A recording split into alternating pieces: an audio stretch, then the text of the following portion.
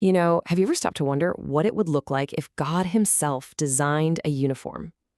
I'm not talking about for a soldier or even a king, but for someone whose job was to stand in the very gap between heaven and earth. Well, in Exodus chapter 28, that's exactly what we get.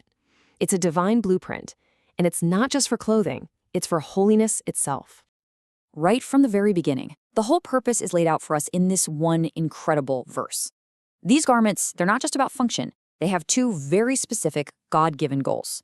First, for glory, they're meant to reflect the breathtaking glory of God, the one the priest is serving.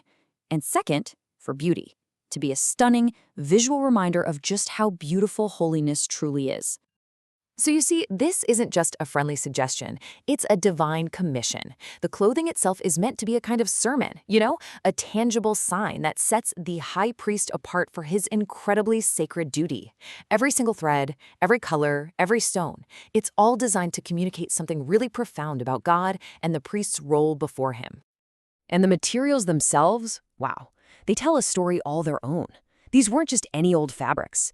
They were the most precious, the most significant materials of the ancient world, and each one had a purpose.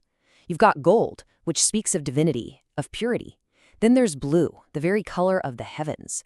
Purple and scarlet, those are the colors of royalty and, of course, sacrifice. And then the fine twined linen, a symbol of perfect righteousness. God really does command only the absolute best for this holy purpose. But it gets even more personal. Beyond the beautiful materials, these garments serve a deeply personal function. See, the high priest doesn't go into God's presence for himself. No, he is the people's representative. And this role, it's literally woven right into his clothing. He carries the entire nation with him. And this is how it works. Look at this powerful symbolism. On his shoulders, the place of strength, of governance, he carries the names of the tribes on 2 onyx stones. He literally carries the weight of the people. But then, he also carries them over his heart, the place of love and affection. Each tribe gets its own unique, precious stone on the breastplate.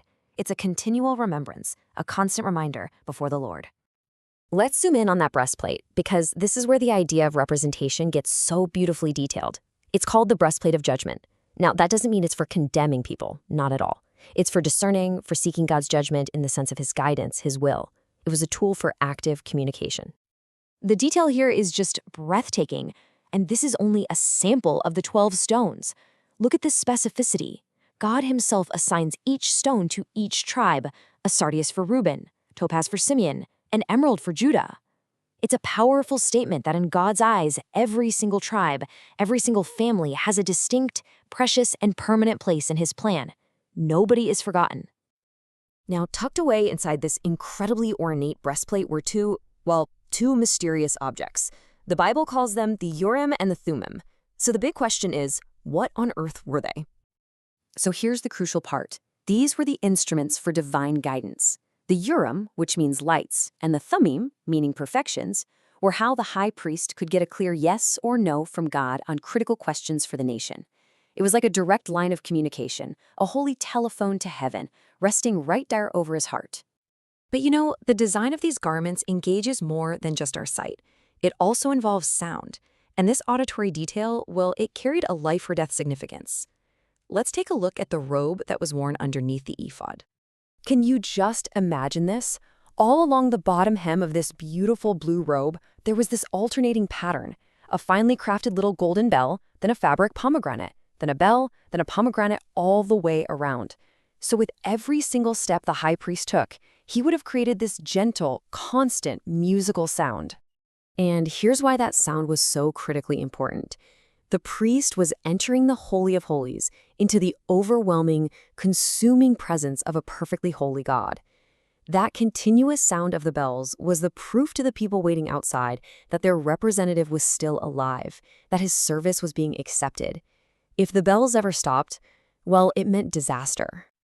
And that brings us to the final piece, the absolute pinnacle of the outfit, the crown.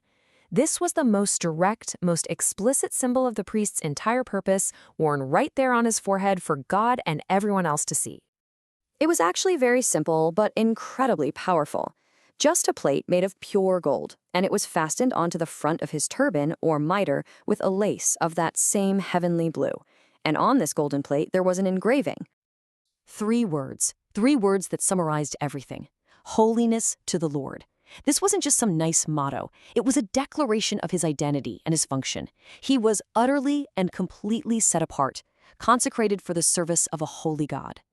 And this inscription gave him a profound theological job to do. The Bible says he was to bear the iniquity of the holy things.